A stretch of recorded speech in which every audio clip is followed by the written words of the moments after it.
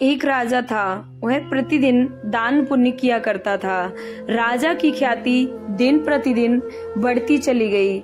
लोग राजा के पास दूर दूर से दान लेने के लिए आया करते थे। धीरे धीरे राजा का यश चारों ओर फैलने लगा था। इस कारण राजा को अभिमान होने लगा था। मंत्रियों ने राजा को समझाया कि इस तरह आप दान करते रहेंगे तो राजकोष में कुछ भी शेष नहीं रहेगा। इस पर किसी ने सलाह दी कि आप माँ लक्ष्मी को प्रसन्न कर लो और वरदान मांग लो कि वह हमेशा इसी महल में निवास करें। राजा ने ऐसा ही किया। उसने माँ लक्ष्मी की आराधना की, माँ लक्ष्मी को प्रसन्न किया और वरदान मांगा कि माँ इस महल में धन की कभी भी कमी ना रहे। माता लक्ष्मी ने उसे वरदान दिया कि जब तक मैं इस महल में रहूंगी तब तक उसके यहाँ कभी धन की कोई कमी नहीं रहेगी। वो जितना धन खर्च करेगा उतने धन का दुगना उसे फिर से मिल जाएगा। और साथ ही ये चेतावनी भी दी कि जब तक वो इस राज्य का राजा है तब तक वो उसके यहाँ महल में ही निवास करेंगी। अब तो राजा खूब दान करने लगा। राजा के यहाँ पात्र कुपात्र गरीब अमीर सभी दान लेने के लिए आने लगे।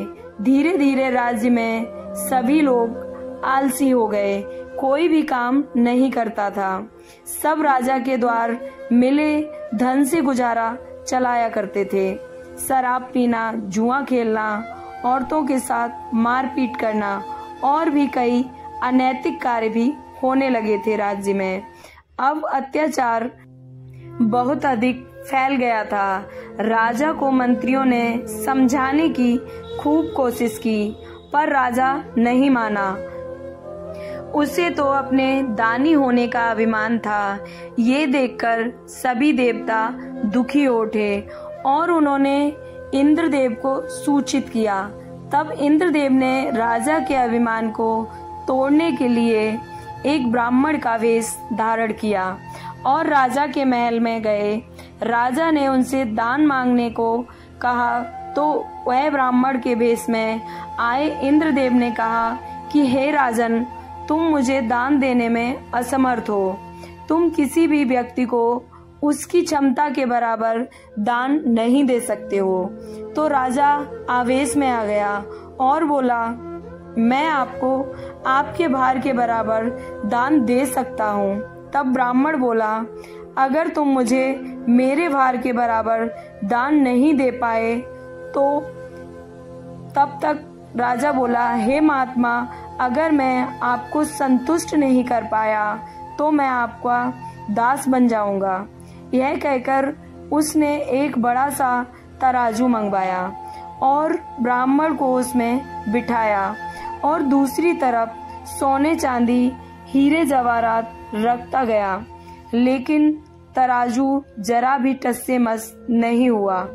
राजा अपने और रानी के भी आभूषण अब तराजू पर रख दिए थे तो भी कोई फर्क नहीं पड़ा। अब राजा ने ब्राह्मण की दास्ता स्वीकार कर ली थी। ब्राह्मण ने आदेश दिया कि हे राजा, अब तुम्हारे पास कुछ भी शेष नहीं है, अतः तुम मेरे दास हो। मैं तुम्हें आदेश देता हूँ कि तुम अपनी मेहनत से कमा कर लाओगे, वो मुझे सौंप दोगे। राजा वेश बदलकर पूरे नगर में काम की तलाश में निकला, परंतु उसे कहीं काम नहीं मिला। मुफ्त धन पाकर लोग आलसी हो गए थे। ये देखकर राजा बहुत दुखी हुआ। बहुत भटकने पर उसे एक व्यक्ति मिला। उससे राजा ने कोई काम मांगा तो उस व्यक्ति ने एक बक्सा देते हुए कहा, तुम ये मेरे घर तक पहुंचा दो, मैं तुम्हें तुम्हारी मजदूरी दे दूंगा। राजा भी तैयार हो गया। उसने वह सामान उसके घर तक पहुंचा दिया था। उसने राजा को 1 रुपया दिया।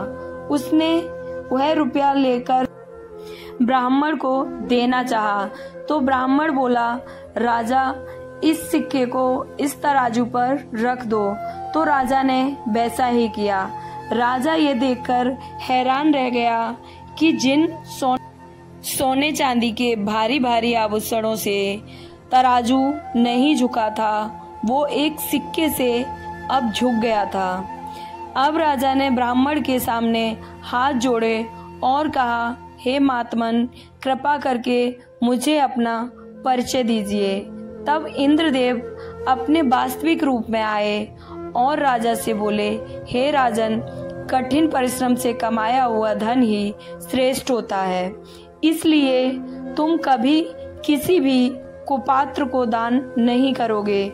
राजा ने इंद्रदेव को वचन दिया कि वो सदा उनकी इस बात का ध्यान रखेंगे, आज्ञा का पालन करेंगे। स्टोरी अच्छी लगी हो तो प्लीज़ लाइक एंड सब्सक्राइब। जय श्री कृष्णा।